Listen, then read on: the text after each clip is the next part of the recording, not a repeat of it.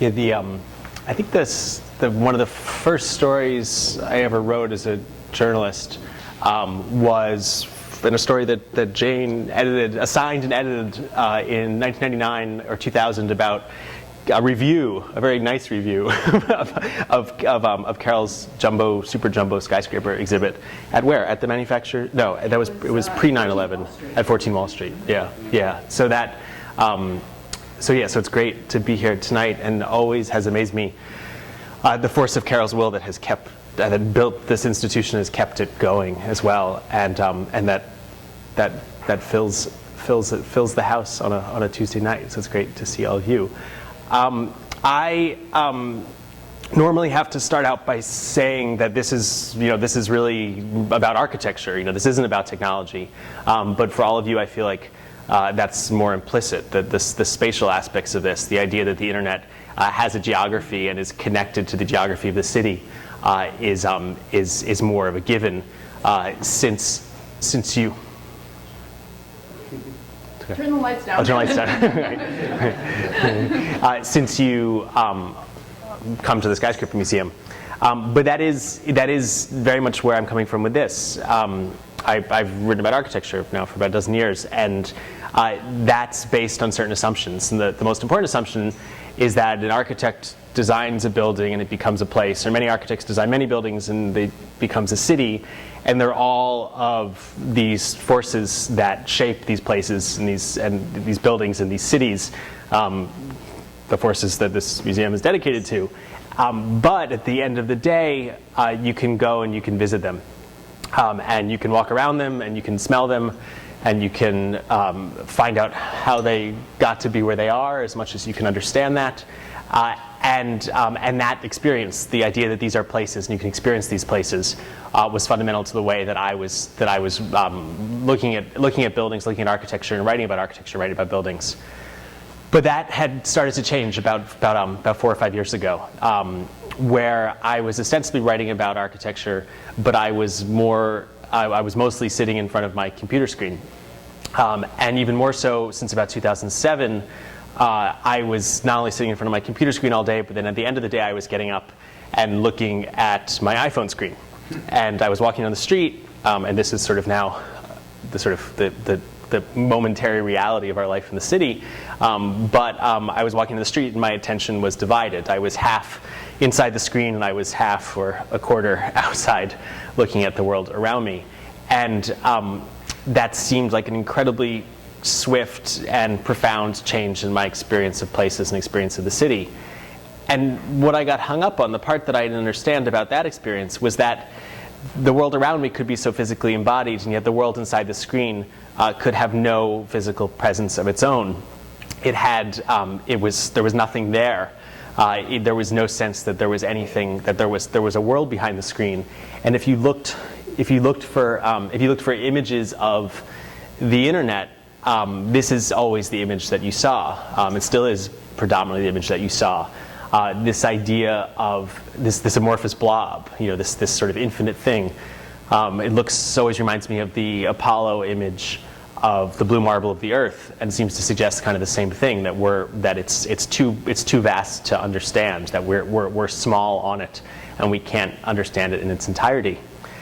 And the division between those things, between the kind of physical world I was in and that I had always been engaged with, and the lack of any embodied presence to the virtual world, was quite striking to me, and amounted to a sort of low-grade existential crisis. How could I know who I was if I didn't know what this world was, if I didn't know what this world was made of?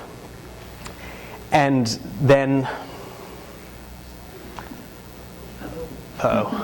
Next. And then this happened. No. Sorry.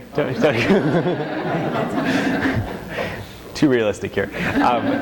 My internet broke, and the cable guy came to fix it. And he started at the clump of cables behind my couch and went down to the front of my building and out into the backyard of my building in Brooklyn. And there was another big jumble of cables attached to the wall. And then there was a squirrel running along the cables.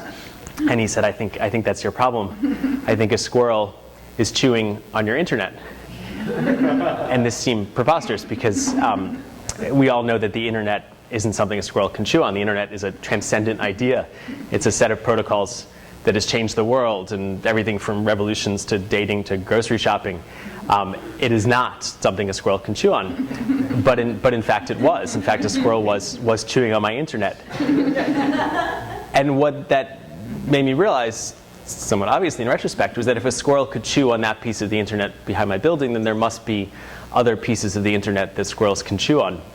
And I got this very clear image in my mind of what would happen if you followed the wire. What would happen if I yanked the wire from the wall and began to follow it? Sort of, where would it go? What buildings would I find? Where was it? It had to be somewhere. Who would I find? You know, what were these places behind there? And when I started to then look more seriously about that and started to sort of ask this question of what did the internet look like, I quickly felt very foolish, because this was a stupid question. The internet was not something you could look for. If only fools, in fact, went to look for it. Like in this episode of the television cartoon South Park, where the internet breaks, but they don't know. There's no internet to know if the internet's broken. So it takes them a while to figure out if the internet's actually broken, and then they become internet refugees in California because they hear that's where there's internet, and then eventually they come to this place, which is the internet, and they try to fix it. They play the Close Encounters of the Third Kind song at it, and then they shoot at it, and eventually one of the little guys climbs up behind the screen and unplugs it and plugs it back in, and then the internet works. And they said the flashing yellow light is steady green. But again, this was obviously not a serious inquiry. Or if the internet's not a big thing, it's a little thing. It's a little box with a single red light on it, from the sitcom the IT Crowd, where they've convinced their colleague that she's been doing such a good job at work that the elders of the internet have allowed her to borrow the internet for the afternoon to present for an office presentation, and normally it lives on the top of Big Ben, because that's where you get the best reception. But they have arranged this loan, and she says, this is the internet, the whole internet. Does it weigh anything? And they say, of course not. The internet doesn't weigh anything. It's wireless, which is kind of what we all say too. But the joke was sort of on me. You know, I was the one asking this stupid question of, is this the internet? And what is the internet? Or if it's not the sitcoms, it's the poets who have their own conceptions of the internet. And my favorite is a writer named Christine Smallwood, who points out that the history of the internet is a history of metaphors about the internet, all stumbling around this dilemma: how do we talk to each other about an invisible God? And then she sort of muses on what the internet might look like, or what she wishes the internet might look like: a Tootsie Roll, a hot tub, a highway, or a plane, before she finally acknowledges that the internet probably is a pretty ugly thing. Not totally ugly, but sometimes ugly. And she wishes that weren't the case. She wishes instead that the internet looked like Matt Damon, or like lines of light written by an invisible hand in the night sky. And so we're right back right away to the blob, to the amorphous blob. That is our only image of the internet. But there was one guy who did have a sense for what the internet looked like, for what it might be, and that's the late Senator Ted Stevens from Alaska, who said in 2006, when he was chair of the Senate Commerce, Technology, and Transport. A Senate committee, I forget what the middle one is. He said that the internet is not a big truck, it's a series of tubes, which everyone thought was hilarious, because again, the internet is a transcendent idea. It's not a series of tubes. Okay. That says series of tubes. So I'll make it easy. But this became a running joke. I mean, those of us who had sort of, skipped into the future thought he was really dumb, that the internet was all these other things. It wasn't this physical thing. But it turns out that he was kind of right. He was very right. What else could the internet be except for these physical links, these wires, these fiber optic cables, these things connecting us all often encased in steel cylindrical things filled with other things, i.e. tubes. Actually, I just heard from, he died in a plane crash, in a plane owned by the Alaskan Telecommunications Company. But I heard from his son-in-law, who was all excited that I had somehow redeemed Ted Stevens' name, and who told me that their home wireless network is called Nugget Tubes in honor of Ted, and Nugget in honor of their cockapoo, Nugget. So clearly they have a sense of humor about this. But it was in fact, it was tubes. And once I sort of began to acknowledge that it was tubes and there was something I could go look for, and started to think in sort of more spatial terms, and started to find people who actually owned pieces of the internet, then the whole thing opened up very much so. This picture's a little bit dark here, but it's a railroad tracks in Kansas, and then it's in this hut on the left. That's one of the. It's called a regeneration hut. It's a place where the cross-country fiber optic signals are regenerated, or they break down every 50 miles or so, and in there the signals are then shot again for another 50 miles. And it was one of the first places that I came across while working on a photo essay for Wired about these places of the internet, which meant trying to call people up and find pieces of the internet to photograph. And I had a very strange conversation with the publicist at a large internet infrastructure company about, like, is there like a hut in the middle of the country where the signals are regenerated? And she said, I'll find out. And then we then had this phone call with the guy in Kansas City with a white pickup truck with lightning bolts on it, who's responsible for maintaining the regeneration huts in a 500-mile radius of Kansas City. And we then had this very surreal conversation about which was the most beautiful of these regeneration huts, and it turned out to be this one. But it began to indicate, it began to sort of open up. It began to show me what the basic pieces are. There's a kind of caveat before I sort of talk about some of those basic pieces, which is, we all spend time online every day, and for the most part, we experience that both as our glowing screen, but also as a lot of logical networks, as something made of bits, of zeros and ones and algorithms. For me, my interest was not in the logical so much as in the physical, as in what the internet is made of, and the geographic in terms of where it is. And so my sort of big caveat is that I sort of necessarily ignored the logical much of the time, as much as possible, because if you load a single web page, there might be literally thousands of commands involved in that page, and to trace that in its entirety would take us all night, and is very difficult for most of us to understand. But both the physical, the machines, and the logical, and the geographic, where it is, are both things that are very accessible to us. This is the world we know how to navigate and have always known how to navigate. And so that was the way in which I approached the internet. What is it? What does it look like? Where is it? Why is it there? And so the basic unit, the sort of most reductive unit, is a 10 gigabit per second wave of light through a fiber optic cable. So 10 gigabits per second is maybe 1,000 times your home connection. It's maybe 100. Yeah, excuse me. It's maybe 1,000 times your home connection are capable of carrying 10,000 video streams. And it's nanosecond Morse code. It's pulses of light through a fiber optic cable. And if that becomes the basic unit, it's these yellow fiber optic cables like this, connecting the router of one network, a network being a Verizon or a Cablevision or a Time Warner or a Google or a Facebook or a Goldman Sachs or a Citibank or whatever it is, to the router of another network, another like that. Physically connected often in places like this, in buildings like 60 Hudson or like 32 Avenue of the Americas or like 55 Broad Street, which become sort of building scale meshes of wires. I mean, inside 60 Hudson, until recently was the Department of Corrections, but I hear they recently moved out. But but as well was this major. It's an absolutely crucial place where the networks of the internet is a network of networks, where the networks of the internet physically connect to each other.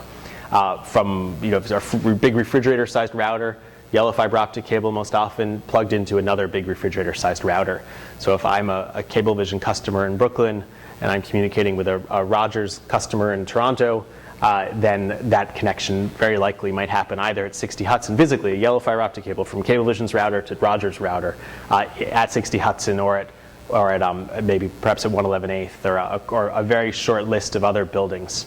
New York having a more than its fair share of these buildings. 60 Hudson itself is a kind of has a fascinating history.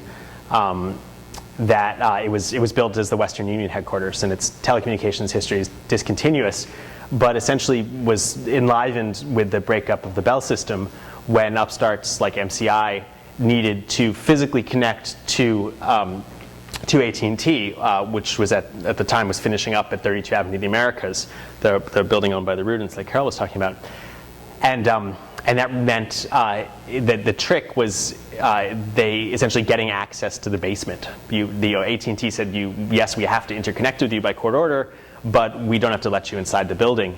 And MCI figured out that Western Union still owned its conduit system up Church Street, up West Broadway, from 60 Hudson to 32 Ave, and essentially said, we're outside, we're in the basement, you have to let us in.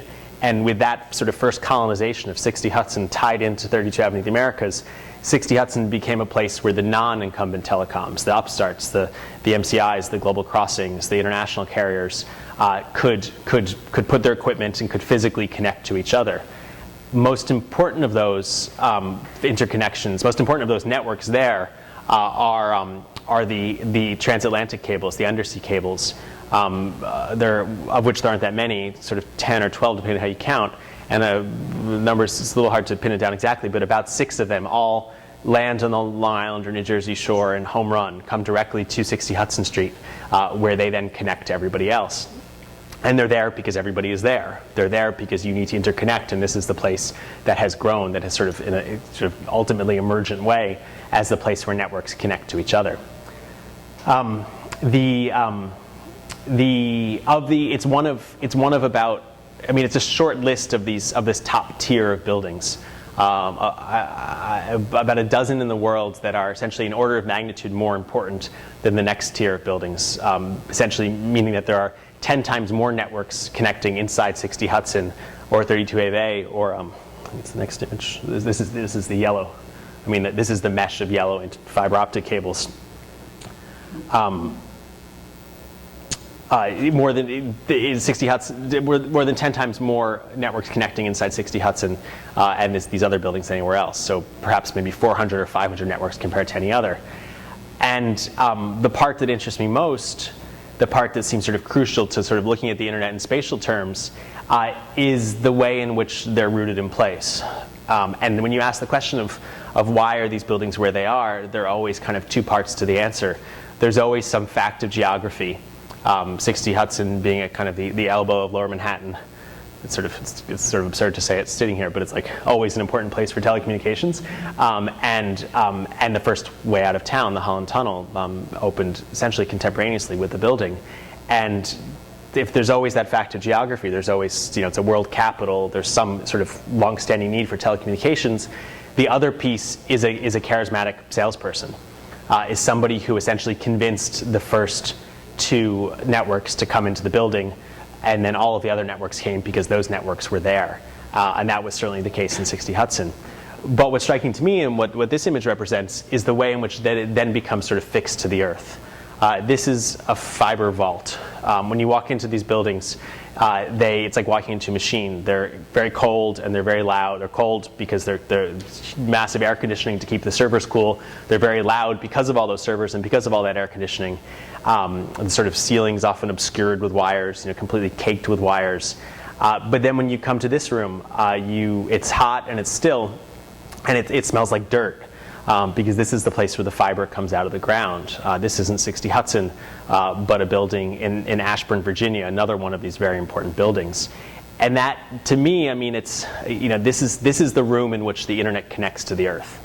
This is the place where it's sort of attached, where this sort of intangible thing is attached to this very tangible place, and it smells that way. I mean, it has that sort of earthy character, which is the opposite of the way we normally think of the amorphous blob of the internet. The data centers, the rooms, the equipment rooms themselves, the internet as a whole has a slightly different smell than the fiber vaults. It's kind of like a burnt toast combined with sort of new car smell. It's some combination of like of the ozone from the high-powered air conditioners and the just like slow burn of all the plastic from the computers themselves. So 60 Hudson is one of these places where the networks of the internet, one of these most important places. Another one is this building in Ashburn, Virginia, just off the tip of Dulles Airport. And it's this complex of buildings in the middle owned by a company called Equinix. Equinix, whose fiercest competitor is a company called Telex, whose showpiece is their space in 60 Hudson. A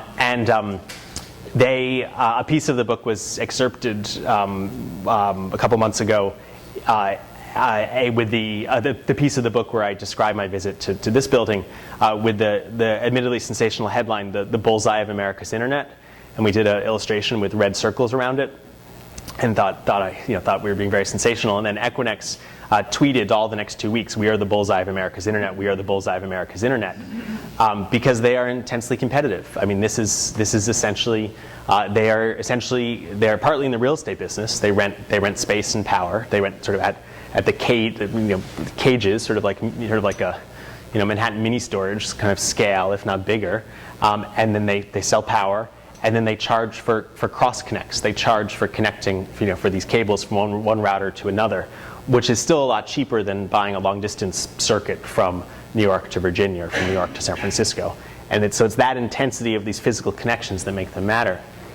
And the thing that was remarkable to me in spending time inside these buildings and talking to the people who run them and who use them was how much. Yes, they're buildings for machines, but they're also very much designed to appeal to and attract the people who are making the decisions about these machines, the network engineers. Just as there's a relatively short list of buildings that are dominant as places where the networks of the internet connect with each other, it's a relatively small pool of network engineers who are responsible for connecting their network to other networks, who are sort of internetworkers.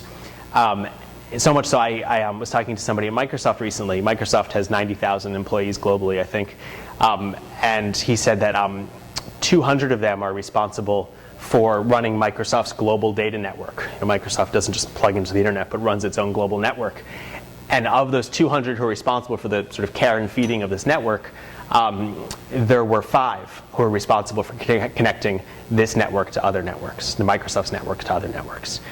Which amounts to about 300 or so core people who gather 3 times a year under the auspices of NANOG, the North American Network Operators Group. They meet 3 times a year because that social interaction is so important. You talk about going to conferences to network. They literally go to conferences to network.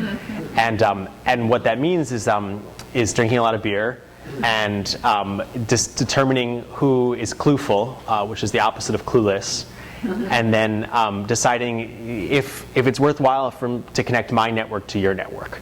If I run a small ISP in Minnesota, and I notice that a quarter of my traffic is to Facebook, Facebook would be more than happy for me to connect directly to them if we can find a building to do it in. If there's a building where Facebook's global network has a cage and we can run a yellow fiber optic cable from my router to their router. Not always easy to do, but that is why these places have become so concentrated.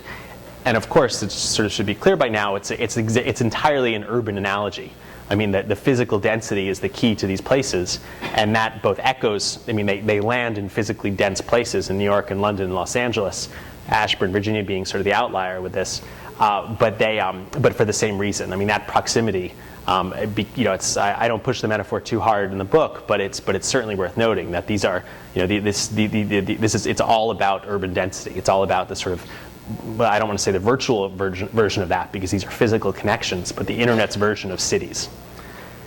Ashburn in that case is interesting because when you look at these lists of the most important places, they are global capitals with a couple outliers. New York, London, Singapore, Tokyo. Ashburn, Palo Alto. And when you listen to the network engineers, they talk about Ashburn, in fact, as if it were London and New York, or New York. We're New York, London, and Ashburn. Ashburn is an unincorporated suburb. It is not New York, but in the internet it is. And the internet is one of the most important places where networks connect. So one more point with this image, sorry. What then happens is, because this is the place where there are the most networks, and therefore where bandwidth is both most abundant and cheapest, you end up with this sort of parasitic thing. You end up with data centers gathering around these internet exchange points. I mean, literally, those aircraft carrier-like buildings around Equinix. This was exactly the place where there was the Netflix, Pinterest, Instagram outage end of June with the derecho that hit DC. It was not Equinix was fine, it was the data centers around it. Wikipedia was offline yesterday for an hour. Did anyone notice this? I just read today that it was Wikipedia's data center is, surprise, surprise, in Ashburn, but their fiber connection to their other data center in Tampa was somehow cut, and so Wikipedia was offline for an hour. It becomes, Ashburn, all roads lead to Ashburn in a lot of ways, and it's a sort of fascinating place because of that. I want to switch gears a little bit to the undersea cables themselves, which are kind of the sort of most poetic and kind of my favorite pieces of the internet. They are when you can sort of hold one in your hand. It's the thickness of a garden hose. In one dimension, the other dimension, it's sort of infinite. It goes for 3 or 5 or 8,000 miles across the ocean. The kind of the material science of the fiber and the computational, the computational science, the ability to squeeze so much information as pulses of light through the fiber is incredibly complicated. But the basic physical principle is incredibly clear. Light goes in on one end of the ocean and comes out on the other end of the ocean, and it comes from a building called a landing station. It's essentially a lighthouse. It's a kind of big suburban house-sized building, often kind of tucked away in like a seaside village that pulses light at a nanosecond pace to transmit not just a 10 gigabit per second wave. A 10 gigabit wave of light is the basic unit, but in fact each strand of fiber and a garden hose sized cable might have 6 or 8 strands of fiber in it. But can transmit 50 or 60 or 75 different wavelengths or colors of light through that single fiber, and then amplified every 50 miles or so by these big sort of cans. They look like sort of like tuna that sit on the bottom of the ocean. And when the cable breaks for some reason, if an anchor drags across it, or there's an underwater landslide or whatever it is, a ship has to go out, pick the cable up, find the other end of the cable, fuse all the fibers back together, and then toss it back in the water. This incredibly physical analog process. But then what's remarkable to me is that, similar to the fiber vaults, the cable then lands. There's this manhole there. It kind of looks like it's photoshopped on. This is just outside of Halifax, a cable that stretches from Halifax to Ireland, and the cables land at these manholes. They sort of hit very specific points on the coast, and they tie up there, and then they connect another quarter mile or so to the landing stations. And it's a sort of incredible concentration of geography. It's incredible. It's a pinpoint on the map, and even more remarkably, an unequivocally real place. I've been there. I've stood on that. I've seen it on maps, but it also has its own hard ground.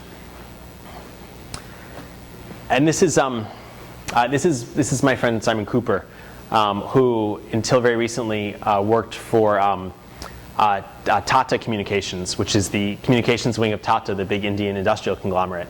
And Tata had started its undersea cable business by buying a system out of bankruptcy, by paying, I think, $200 million for a system that had been built the year before for $800 million.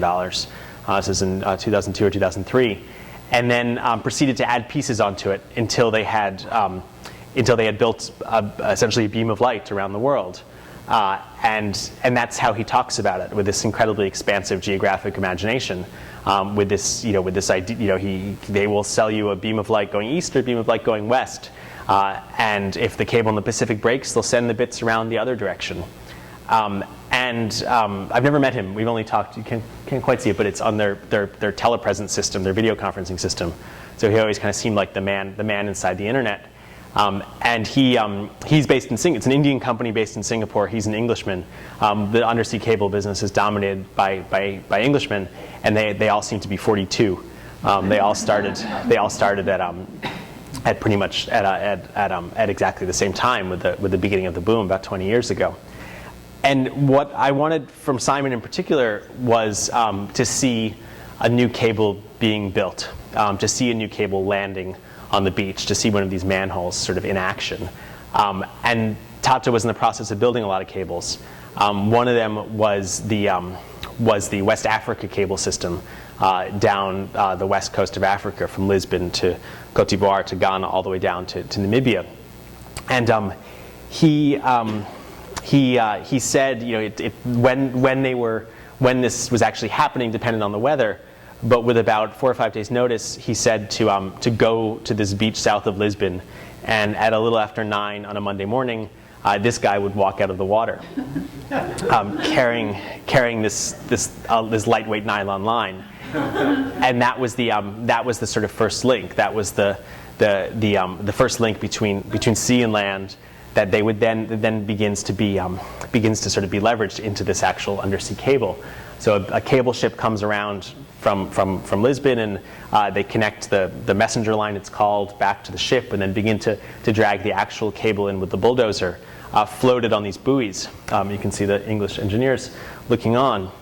And then once the cable's in place, the guy in the wetsuit goes back into the water with a big knife, and he cuts the buoys off, and the buoys pop up into the air, and the cable drops down to the ocean floor.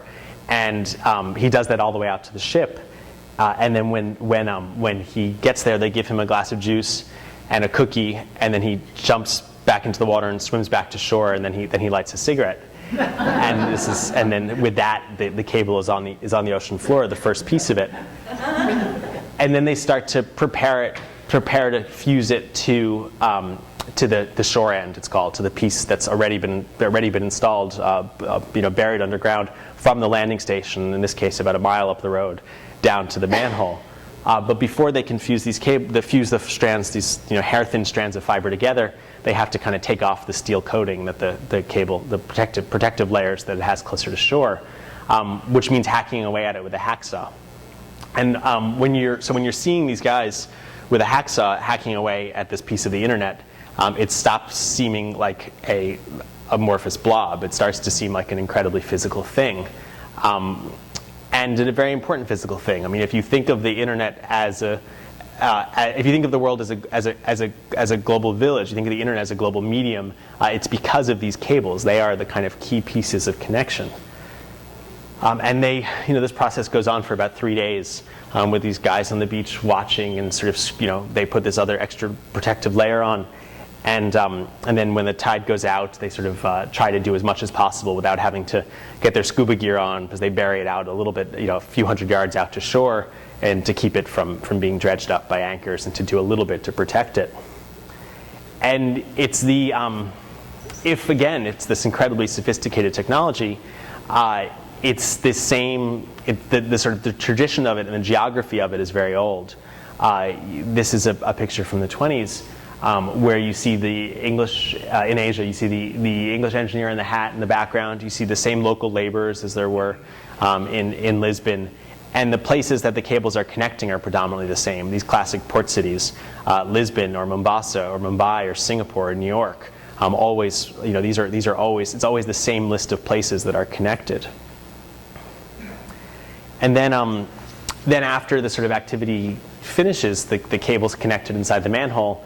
And then they put the cover back on the manhole, and they cover it with sand. And the sort of this flurry in this little village over a week stops, and everybody, and all of us, forget about these cables, and that seems a shame. We talk a lot about the cloud, but it seems like anytime you put something on the cloud, you give up some responsibility for it. You forget about it. And so for me, seeing these physical pieces was a way of beginning to recapture that, beginning to have a sense of where our internet came from and where it was, where it is.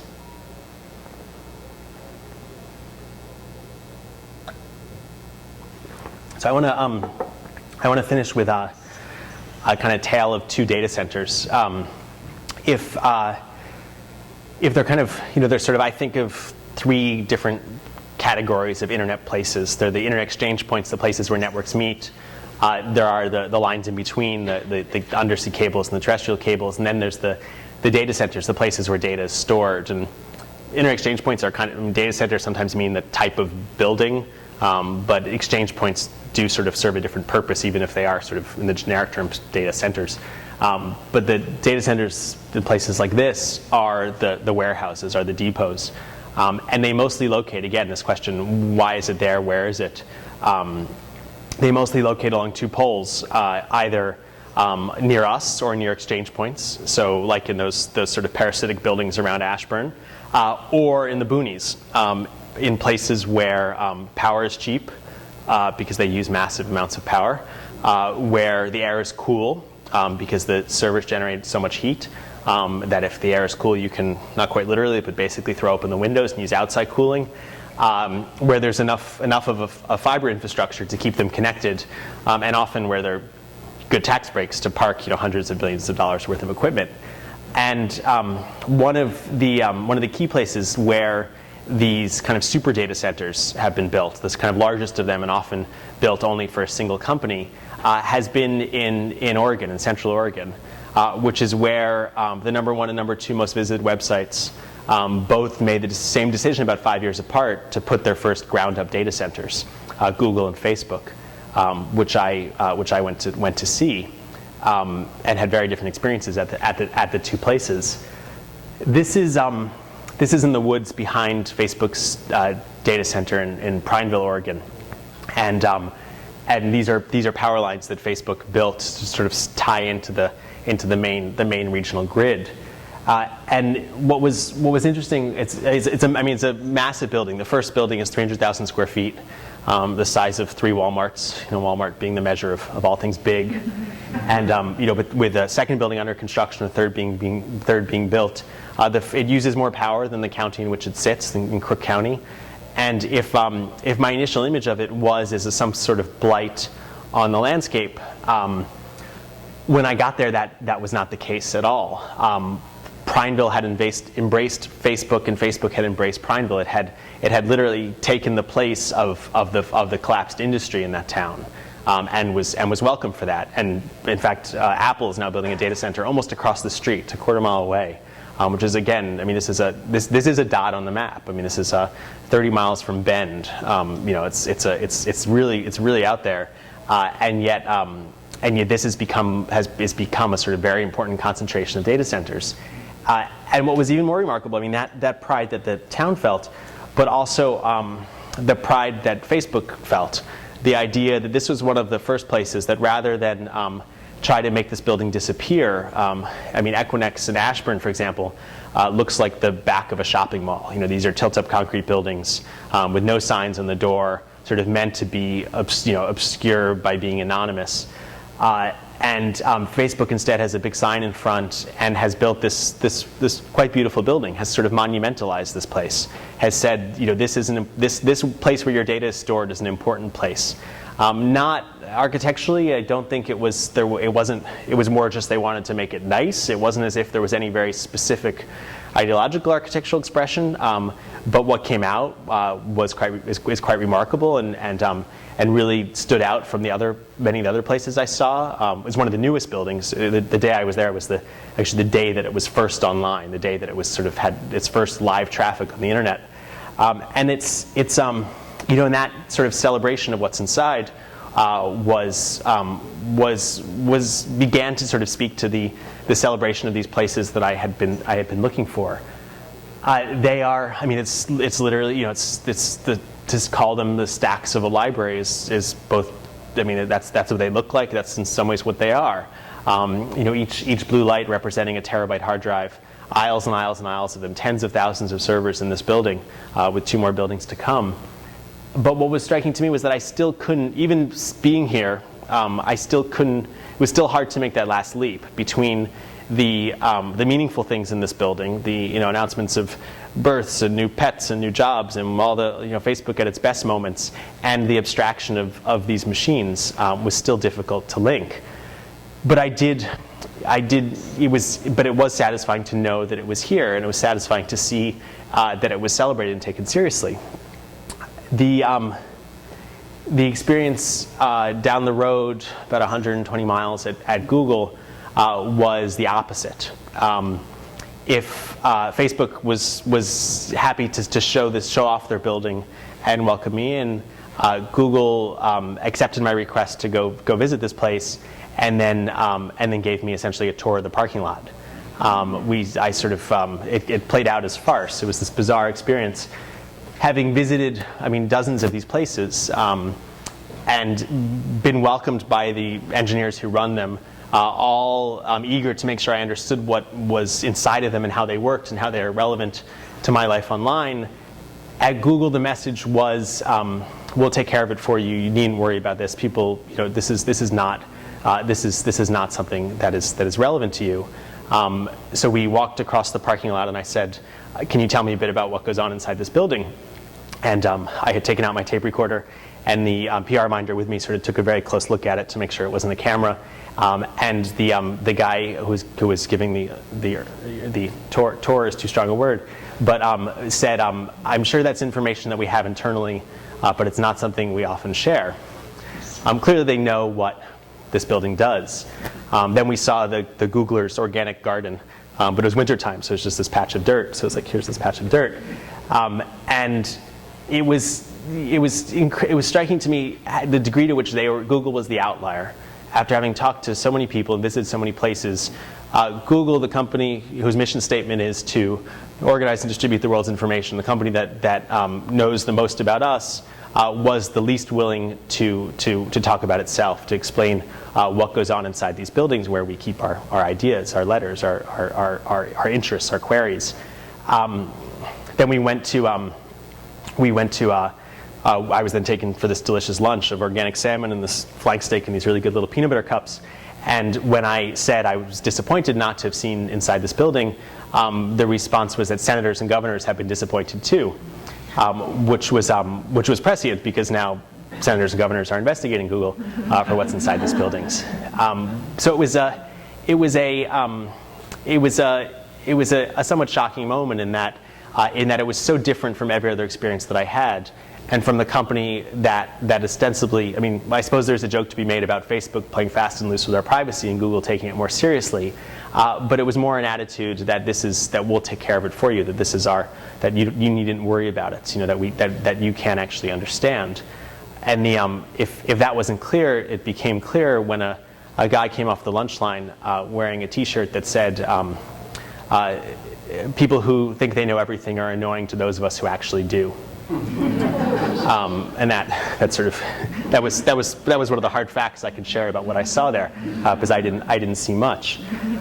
But then I drove down the hill towards Portland, through the Columbia River Gorge, past the Bonneville Dam, which is this which is the sort of classic WPA era hydroelectric project. And as an absolute fortress, you come off the highway and there are these huge gates, and you go through the gates, and an armed Army Corps of Engineer guard searches your car, looks in your trunk, and then says, "Come on in." And then when you go inside, there's a gift shop and an interpretive center and a fish ladder where you can watch salmon march up the dam, and the whole sort of complicated environmental and political and economic and cultural history of this place is sort of laid out and is open for discussion.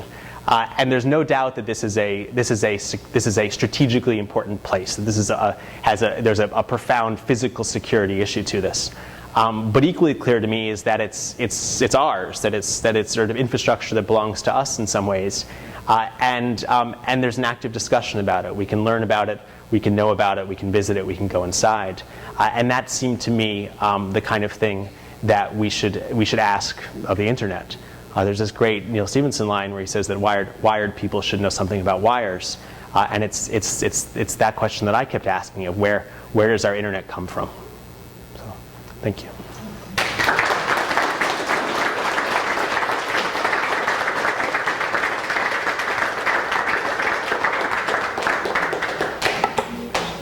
Any questions? Yeah. Yeah.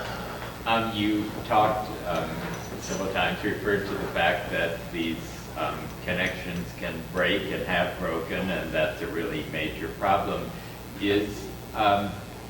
And talking about the security of this thing, I mean these manholes which sit on places that evidently you know about anyway, but I assume anyone who wanted to really know about would know about. How secure is that?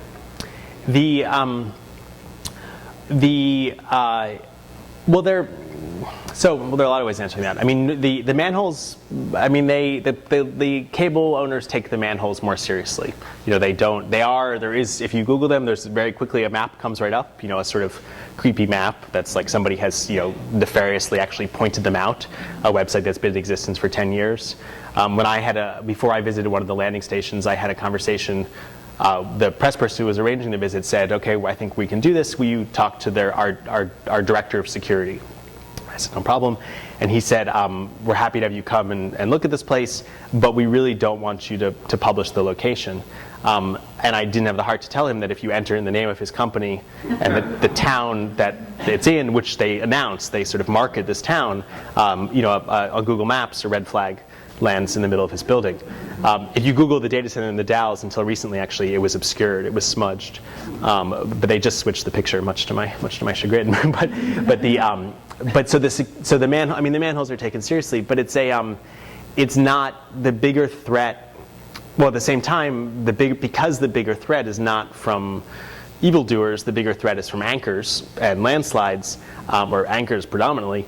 The organization called the International Cable Protection Committee broadcasts charts. Sends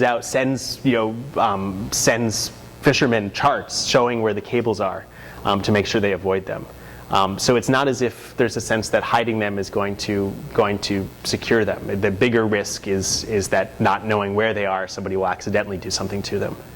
The exchange points, there are sensitive, are secured, but there's no sense that we shouldn't be talking about them because they're this weird kind of public space. Both the companies that own them and the networks that use them want to announce their presence there because the whole point is to interconnect with others.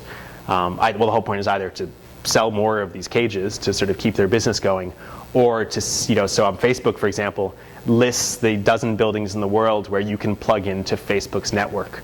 And they announce that. That's the whole point. They want to interconnect.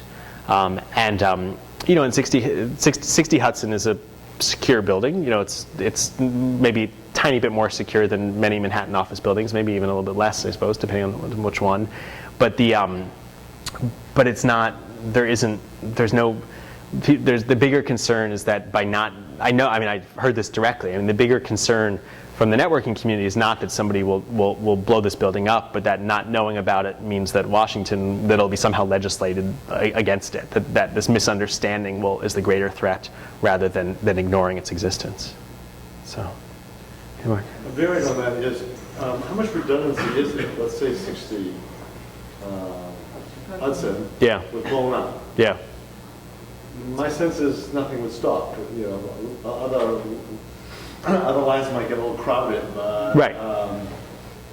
Like in Manhattan here, our power grid is a grid. Yeah. So it can come from lots of different directions. So in theory, we can recover or sustain some hits. Now, obviously, everything can't be hit at the same time. But is there a lot of redundancy in the system? Yeah, and certainly. I mean, the way that the people responsible for creating this mesh of networks, this group of people called peering coordinators, peering being the word for connecting two networks as peers, as equals. They often say, if you want to connect to my network, we got to do it as a pair. We have to do 60 Hudson and Ashburn, and that creates the balance. But if 60 Hudson blew up, it would be a big mess. The internet would slow down. The internet wouldn't stop, but the internet would slow down. And we lived through that. I mean that was the telecommunications experience post 9/11. It was a big mess, and it was fixed. And the story of its repair is this heroic story. But so there's a certain amount of redundancy. When this Wikipedia thing today was hilarious because they said, Jimmy Wales himself said we thought we had a redundant fiber connection from Ashburn to Tampa. Apparently, that redundant fiber connection might have been bought from two different companies, but apparently is through the same tube. So these physical paths do matter when a squirrel gets hold of a backhoe, whatever the process is. So, yeah. You made the analogy between the internet network and the electrical network, and I know with electricity we have this image of like Thomas Edison here and then Nikola Tesla over in Europe, like competing to at the same time create this system. And there are discrepancies between them, and I'm curious as to whether the same sort of thing has occurred with the internet and difficulty in connecting between either geographical spaces or national spaces. So you don't mean in the history, but you mean in the evolution of the physical network of how to actually, in the early days, but not in the sort of 70s and 80s period. But the big insight, the sort of big moment of the internet's birth was the adoption of TCP/IP, of this sort of lingua franca, this sort of protocol of protocols that allowed not just network of computers, but networks to connect to networks. So in some ways, that was the moment. It's like if you're on the internet, you're running TCP. You're running TCP. Like that was New Year's Eve, 1984. It was like this moment where it's like, okay, we're switching it on. You're either in or you're out. And so so it's that sort of the grandest philosophical idea is that the internet's a network of networks, and this is the language that the networks speak to talk to each other. And that was designed to solve exactly the problem that you're talking about. But then more practically, I guess the current generation of transatlantic cables were all built in the same period, this kind of like 96 to 2002 period. By a couple different kinds of companies, by either big backbone companies like Global Crossing or Level 3, by consortia of telecoms, like BT and Deutsche Telekom and Verizon, whoever it was, and then we're sort of run by a third category of companies as well, these little boutique firms that only own undersea cables. They're kind of interesting companies, but they're kind of inherently they're like it's the cable, and then there's like a piece on top, like a little like kind of flower on the end to start to connect to everybody else. Tata talks about their undersea cable system that then links into a building called Telehouse in London. That's the 60 Hudson of London. And so it's all about getting to those last places. Does that answer your question? Yeah. Okay. Yeah. Do you think the architecture of the internet is fixed for the long haul? And how much of it is, say, public versus private sector? And I ask the second part of that by way of the simple analogy I do in my own mind. The architecture of the road system, let's say in our country, starts out primarily private, but at some point, to be efficacious, the public sector gets involved. And today it's substantially public sector. There are a few private roads and whatnot. But the internet seems to be mostly private sector. Is that true? Or? Yeah, no, it's essentially, there is no, we talk about this public internet, but it's entirely privately owned. It's entirely owned by telecoms or by content providers like Facebook's or Google's or by these sort of kind of hybrid backbone networks. So there isn't really, it's entirely privately owned. There are sort of academic networks that ride on top of the backbones often, but it's all privately owned. It's entirely privately owned, and it is. It is the kind of checks and balances of the need for networks to act in their own self-interest while also interconnecting with other networks that sort of keeps it working, with the risk then that any single network gets too big to kind of upset those checks and balances. The two biggest contenders for networks getting too big these days being, I guess, Google, yeah, and like Comcast, for example. Like a third, or a huge number of U.S. internet customers. So, yeah. When Egypt shut down the internet during the protests, how did they physically do it? They, so as near as anyone. China, or Yeah, China's a different thing.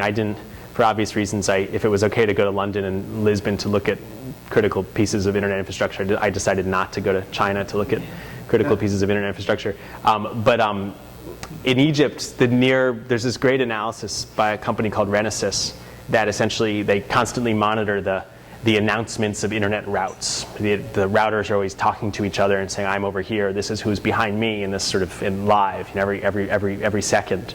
And Renesas could then see when the 6 or 8 internet service providers in Egypt went offline, stopped announcing their presence, and it was sequential. It was like 6 networks in 5 minutes, which implied somebody going down a list and calling the engineer at each ISP and saying, turn it off, pull the plug, or somebody walking around this particular building in Cairo that is Cairo's 60 Hudson and yanking yellow fiber optic cables from out of these routers. But you can see it in the announcements that it was one went offline, the next one offline, the next one offline, the next one offline over the course of 5 or 10 minutes.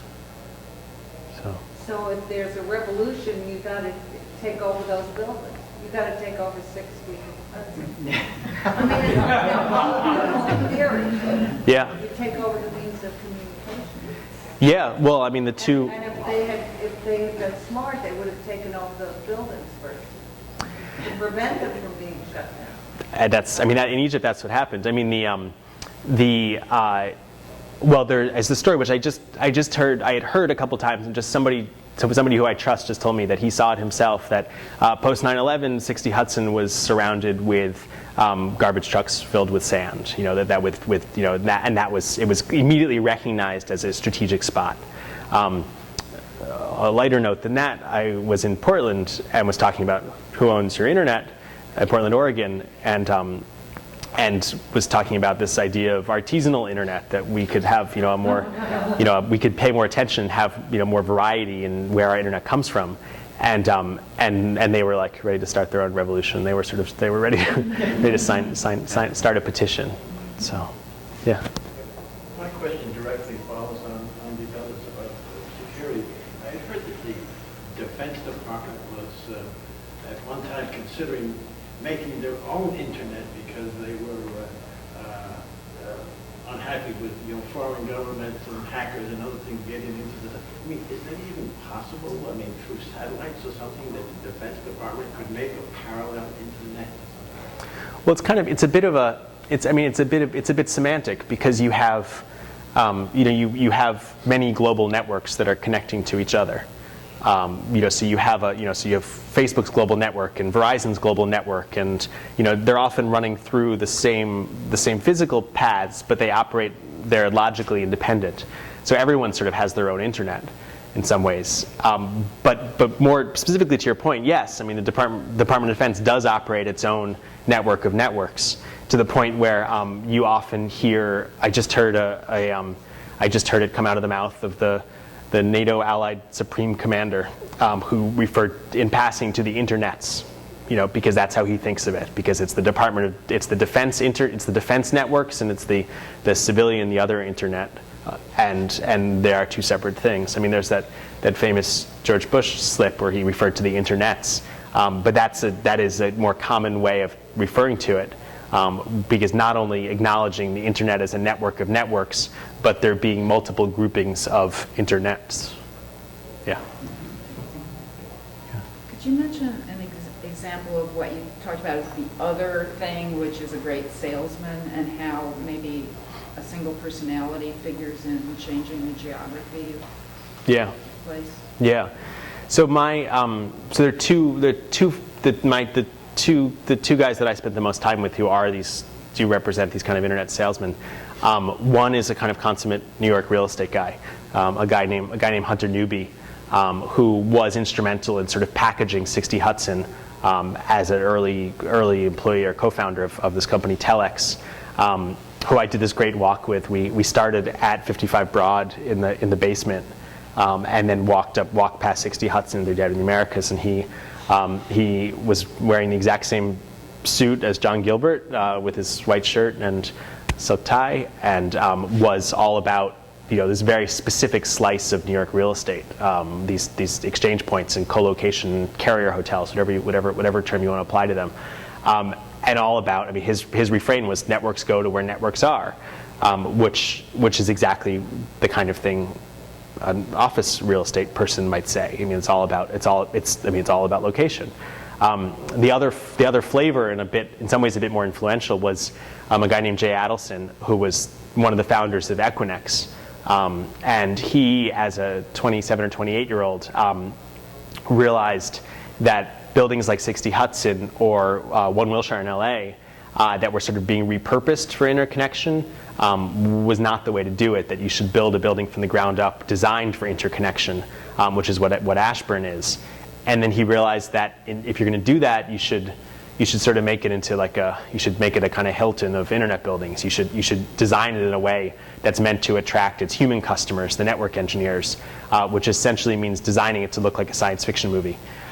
So his operative aesthetic is cyberific. So Ashburn is cyberific. You go through. There's a sort of theatrical ceiling and these blue spotlights, and when you ask why it's why there are these blue spotlights and this ceramic lighting, they say, oh, it's for security reasons, so people can't see the equipment inside each cage. And then Jay, who left the company 5 or 6 years ago, he says it just looks cool. It's just it's meant to appeal to these network engineers, which it does. And he is the network engineers. Network engineers are classic geeks. That their term. It's a very particular personality type.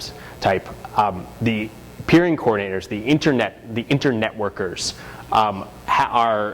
take the technical knowledge and then add this whole sort of diplomatic layer on top of it. They're incredibly social people because it's all about their ability to connect their network to other networks. And so, Jay is somebody. If Hunter does that a little bit, Jay is somebody who knows the technical stuff, but even more so is able to get people to connect. Go ahead. Just to follow up on that, sort of the real estate angle of it and the urban primacy of place or prime locations. So I wonder if what model works. Is it like the Hilton or a high-end hotel, or is it like a Home Depot where the biggest and the cheapest becomes the attraction? I mean, why does one of those models work and which one isn't? So they're sort of three types for internet exchange points. They're kind of three types of buildings. They're the kind of ground up suburban buildings that are designed specifically for interconnection. They're the old school telecom buildings that have been repurposed. Whether the building in Cairo is the telecommunications building. It's always been the phone building, and the internet came into that. 60 Hudson, it's a quirk of sort of legislative history let's say the right word, that it's parasitic on the Bell system. It's close to, but parasitic with the Bell system. But what's interesting is they do always concentrate. I visited a building in Milwaukee that is where southeastern Wisconsin's internet comes from. It's the classic model. It's adjacent to the AT&T building. You have the AT&T, the sort of big AT&T central office, windowless building in downtown Milwaukee. And then next door to it, you have, a 1906 down and out office building where the immigration lawyers and the cut-rate dentists have moved out, and the networks have moved in and done the same thing, but in a incredibly ad hoc way. In Portland, Oregon, same thing. You have half a block away from the central office of whatever the last incumbent phone company was, Wintel or whatever the last Pactel, whatever the last one standing was. Half a block away is this all, again, it's a very similar building in Milwaukee, the Pittock building that's then been repurposed because the fiber lines that were built in the 90s went right by the door, and all the upstart networks didn't want to be in Pac Bell's building. They wanted a neutral ground that this building then stepped in to provide. So they grow. The emergent nature of them is really interesting. But they definitely follow this pattern. So, yeah. Is pricing for where you are dependent on your neighborhood, your digital neighborhood? In other words, it's like you said, if you want to connect to Facebook or to somebody else, and they're in a particular building, or the spots in that building, that interchange point more expensive? Sorry, is there a price variation sort of based on where you are? Yeah. I mean, at the wholesale level, absolutely. So it's I mean, it depends how many networks are selling wholesale bandwidth, known as transit, and how many and how competitive they are and what deal they'll strike at that moment. With the results that if you're in Louisville and you want to open up a data center across from Louisville's piece of the internet, you might only have 2 or 3 choices of people to buy transit from, where if you're in Ashburn, you might have 60. Of different flavors of wholesale internet to buy. So the different wholesalers buy out the pieces of every one of those interchange buildings. So they all have a little shop. I mean, it's a little storefront. I mean, they all have a little, like a mall. And sometimes they literally hang a shingle on their cage saying, you can, that's where you are. So the price does vary, and that's a big part of the story the last couple of weeks with Google's wiring of Kansas City with gigabit fiber, where the narrative is that it's about they're getting fiber optic cables to everybody's home without acknowledging the wholesale cost of all that bandwidth, which is negligible for Google because of their global network that exists already. They don't have to then buy this enormous pipe, as they say, in Kansas City because they already have this global network. So so that definitely matters. Yeah. You talk about fiber optic, are there other ways, satellites, microwave, any other ways of transmitting this stuff? Yeah, both those work. Neither are as, the fiber optic technology seems to have this, insatiable ability to expand. If the basic unit today is a 10 gigabit per second wave, already there are 40 gig waves and 100 gig waves. Through the same pipe. You take the light off, you take looks like a stick of gum, like a pack of gum, you pop it, no, it's not so easy, but you take it out of one end and you put it in the other. You put in the new one. And then it's 10 times faster. So it hasn't caught up. I mean, and with cellular data, yes, it's gotten faster. Yes, it's but as often if your iPhone doesn't work in Manhattan, it might be the radio transmissions that are heavily trafficked, but it very well might also be the fiber connection from the cell tower to the network, the rest of the network. So, and then satellites are still a sort of technology of last resort, where places where fiber is still too expensive to build. So, yeah. The problem with satellites is that the round trip time is so long because they're at 22,000 miles in the sky. Yeah. So if you can get across the Atlantic in say 30 thousandths of a second on a cable, you might be half a second or more on a satellite. Yeah. And the financial industry particularly is looking for saving milliseconds, aren't they? And shorter cable routes looking to shave 1 or 2 milliseconds off the transit time for automated trading. Yeah, and the first new transatlantic cable in a decade is being built next spring, expressly designed to be the shortest route, to shave off those extra 2 milliseconds.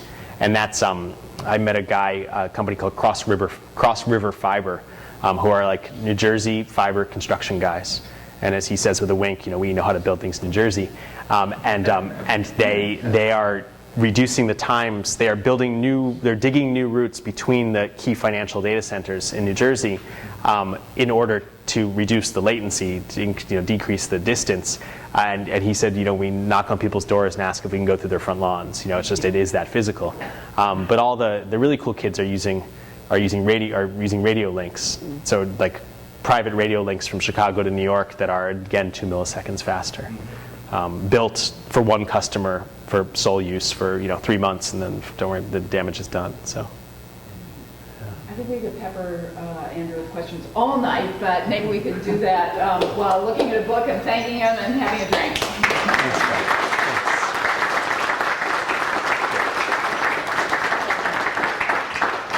Thanks.